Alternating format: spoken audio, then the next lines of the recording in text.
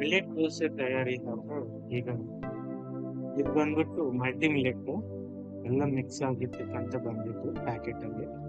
So ಈಗ non stick ಒಂದು ತಗೋಬೇಕು.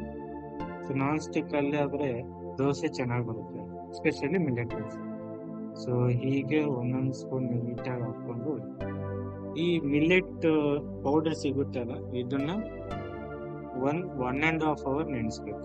ಸೊ ಅದ್ರಲ್ಲಿ ನಾವು ಉಪ್ಪು ಯಾವುದೇ ತರಹದ ಏನು ಹಾಕೋ ಅವಶ್ಯಕತೆನೇ ಇಲ್ಲ. ಸೊ ಪೌಡರಲ್ಲೇ ನಮಗೆಲ್ಲ ಮಿಕ್ಸ್ ಆಗಿ ಬಂದಿದೆ. ಸೊ ನಾವು ಮಾಡಬೇಕಾಯ್ತು ಜಸ್ಟ್ 1 ಅವರ್ 1:1 ವಾಟರ್ ಹಾಕೋಬೇಕು. ಸೊ 1 ಅವರ್ ನೆನೆಸ್ಬಿಟ್ರೆ ಚೆನ್ನಾಗಿ ಫರ್ಮೆಂಟೇಷನ್.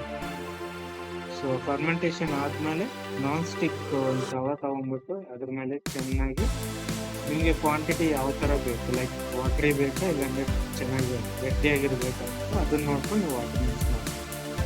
ಸೊ ಈ ಥರ ನಾನ್ ಸ್ಟಿಕ್ಕಲ್ಲಿ ಹಾಕ್ಬಿಟ್ಟು ಸೈಡ್ಗೆಲ್ಲ ಸ್ವಲ್ಪ ಎಣ್ಣೆ ಹಾಕ್ಕೊಂಡ್ಬಿಟ್ಟು ನೀಟಾಗಿ ಒಂದು ಕಡೆಯಿಂದ ಎಲ್ಲ ತಕ್ಕೊಂಡು ನೀಟಾಗಿ ಅದು ಓಪನ್. ಹೀಗೆ ನೋಡಿ ಎಷ್ಟು ಚೆನ್ನಾಗಿ ಗೋಲ್ಡ್ ಕಲರಲ್ಲಿ. ಸೊ ಇದೇ ಥರ ನೀವು ನಮ್ಮ ಶಾಪ್ ವಿಸಿಟ್ ಮಾಡಿ. ನಮ್ಮದು SCV ನೇಚರ್ಸ್ ಮಿಲೆಟ್ ಅಂತ ನಾಗರಬಾವಿ ಮೈನ್ ರೋಡಲ್ಲಿದೆ, ಮೂಡಿಲ್ಪಾಳ್ಗೆ.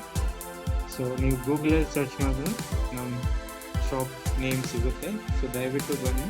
Thank you.